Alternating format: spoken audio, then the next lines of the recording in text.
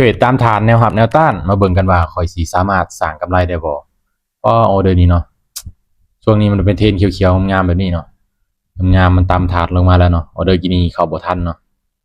เข้าบ่ทันบ่เป็นหยังเนาะตอนนี้เฮาอยู่ในกราฟของ Dotcoin เนาะมาเบิ่งกันว่าข่อยสิสามารถสร้างกำไรได้บ่ในการเทรดตามฐานแนวรับแนวต้านเนาะใกล้ฐานใดข่อยสิลิ้นฐานนั้นเลยเด้อมางบ200เหรียญเนาะ200เหรียญมาเบิ่งกันยังบ่ปานใดเนาะลงมาประมาณนี้เนาะประมาณนี้ฐานนี้บ่ปานใดเนาะเบิ่งเด้อเฮาสิเปลี่ยนกราฟเนาะตัวใดมันต่ำฐานเฮาสิลิ้นกราฟนั้นเนาะบ่ค่อยงามเนาะกราฟบ่ค่อยงามเบิ่งกัน Dotcoin น่าจะโอเคสุดแล้วเนาะ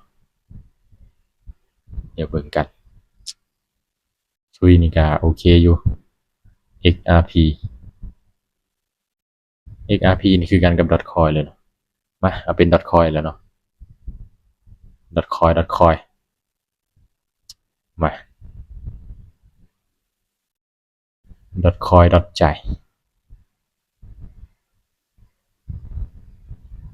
ตามฐานใดใส่ฐานนั้น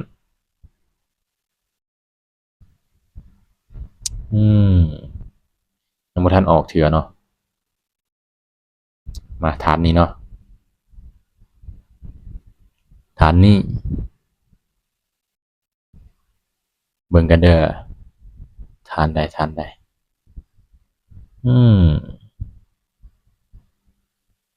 นี้ลายอยู่เนาะมาเฮาสิเอาตีฐานประมาณนี้เนาะโอ้ตามฐานเนาะตามฐานแล้วปึ๊บลงมาตามฐานเนาะจูบกับฐานเลยตัวนี้เบิ่งกันออเดอร์นี้เด้อมาตามฐานนะครับแนวต้านขึ้นไปแบบนี้เนาะตามฐานขึ้นไปเนาะฐานถึงฐานหลุมติดกันมาออเดอร์นี้ได้มาตามฐานถึงเนาะขายเลยขายเลยฐานที่เราได้ตีไว้เห็นบ่ฐานก็มีหลายจุดโอ้ทะลุขึ้นไปซ้ำเนาะมาทะลุก็ตีฐานถึงขึ้นไปลายฐานเคินเนาะฐานนี้ก็แมนนี่ฐานนี้ตามฐานนี้เนาะตามฐานนี้มาตามฐานลงมาได้บ่โอ้มันตามฐานถึงเนาะขึ้นไปทะลุเลยนี่ย่อแล้ว5 วิ3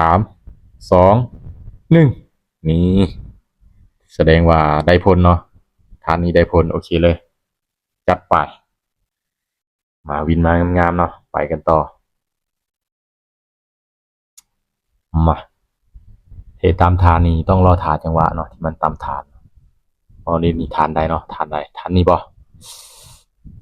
ฐานนี้บ่มาตามฐานอีกขายตามฐานเก่าเนาะขายเลยเห็นบอกมันขึ้นไปบ่ได้เนาะมันตามฐานแล้วมันดีดลงมาเห็นบ่เราก็จัดขายลงมาเลยมาอย่างไรก็มาลุ้นกันโอ้ขึ้นไปแล้วออเดอร์นี้ทะลุขึ้นไปเลยเนาะทะลุขึ้นไปเลยออเดอร์นี้ไปถ้าฐานมันแข็งแรงมันจะดีดลงมาได้เนาะออเดอร์นี้จังได้โอ้ขึ้นมาทะลุเลยเนาะตามฐานวิสุดท้าย3 2ปึ๊บโอ้จูบฐานแล้วเนาะออเดอร์นี้ปิน1 พาร์ท 1เนาะทะลุขึ้นไปแล้วเนาะไปแต่ว่ามันยังอยู่ในบริเวณฐานนี้อยู่เนาะจุดนี้แล้วก็จุดนี้เนาะเป็นฐานยังไงทะลุบ่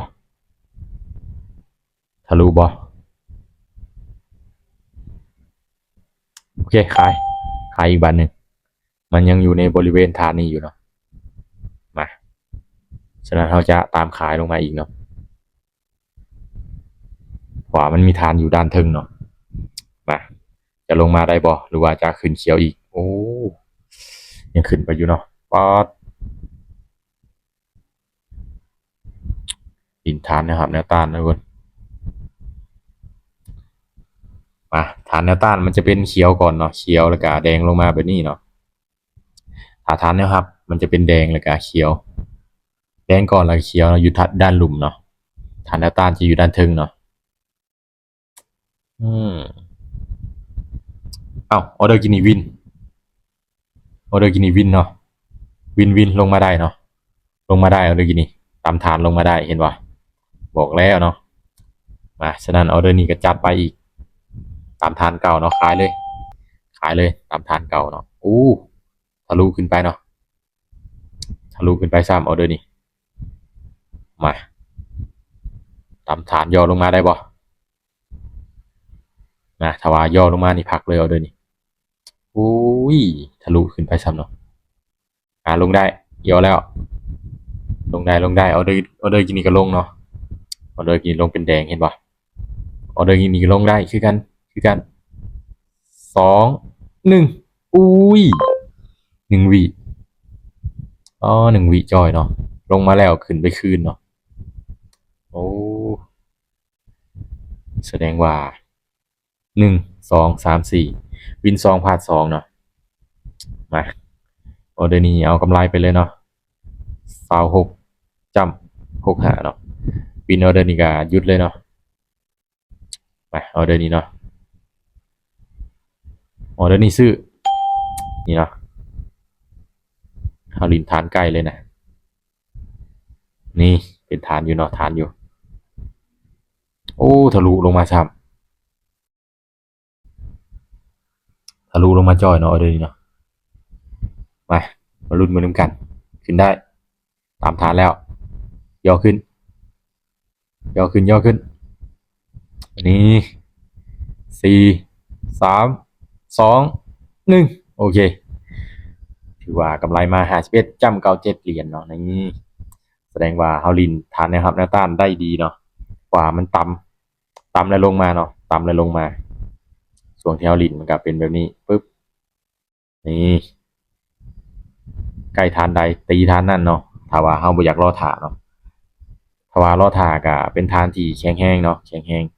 แบบนี้เนาะฐานที่แข็งแรงมันจะทะลุลงไปบ่ได้เนาะโอ้หลายฐานเนาะหลายฐานฐานใหญ่จะเป็นแบบนี้เนาะประมาณนี้ที่มันกลับลงคากลับลงอะเนาะมันจะเป็นฐานเนาะเบิ่งเด้อตัวนี้มันจะเป็นกลับขึ้นก็เป็นฐานแนวรับเนาะฐานแนวต้านจะอยู่ด้านทึงที่ค่อยตีไว้เนาะประมาณนี้ปึ๊บนี่เป็นฐานได้เบิดเนาะเขียวขึ้นก่อนแดงเป็นฐานแนวต้านเนาะแดงขึ้นก่อนเขียวเป็นฐานแนวรับเนาะไผที่อยากนำไส้ฐานแนวรับแนวต้านเนาะง่ายๆเลยนี่เขาก็ตีไปแบบนี้ถ้าบ่อยากท่าโดนเนาะเพราะว่าท่าโดนก็นี่ถ้าว่าฐานมันทึงแบบนี้มันทะลุขึ้นไปบ่ได้นี่เนาะแบบนี้ถ้ามันขึ้นมาต่ำปึ๊บราคามันขึ้นมาต่ำเนาะขึ้นมาต่ำฮอดนี้เราสามารถขายลงมาได้เนาะถ้าว่ามันทะลุขึ้นไปเราสามารถซื้อขึ้นไปตามได้เลยเนาะสำหรับฐานแนวรับแนวต้านเนาะนี่ข้อยก็เทรดให้เบิ่งเป็นกรณีศึกษาเนาะฐานแนวรับแนวต้านก็ใช้ได้ผลเนาะใช้ได้ผลอยู่ขอแต่เราเข้าใจเนาะนี่เลยช่วงที่ข้อยลิ้นไปก็นี่เลยตามฐานลงมาวินมีกำไรเนาะลงมาก็ดีดขึ้นวินมีกำไรบ่ยากเนาะถ้าเราศึกษาให้มีความรู้เนาะบ่ยากเลยการเทรดใครที่อยากลงทุนทางด้านนี้ควรศึกษาให้มันดีๆก่อนเนาะเพราะว่าการเทรดนี่มันมีความเสี่ยงสูงและผลตอบรับมันก็สูงเช่นกันสำหรับคลิปนี้ก็บ่มีหยังหลายทุกคน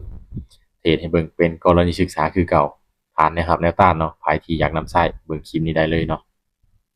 การตีฐานก็เดี๋ยวเขาจะบอกเนาะตีฐานก็มานี่เลยเห็นบ่เส้นนี้ปึ๊บเข้ามามันสิอยู่ช่องที่7เนาะเราก็นับลงมาเลย1 2 3 4 5 6 7นี่เลยปึ๊บเราก็กดเราก็แตะจอเลย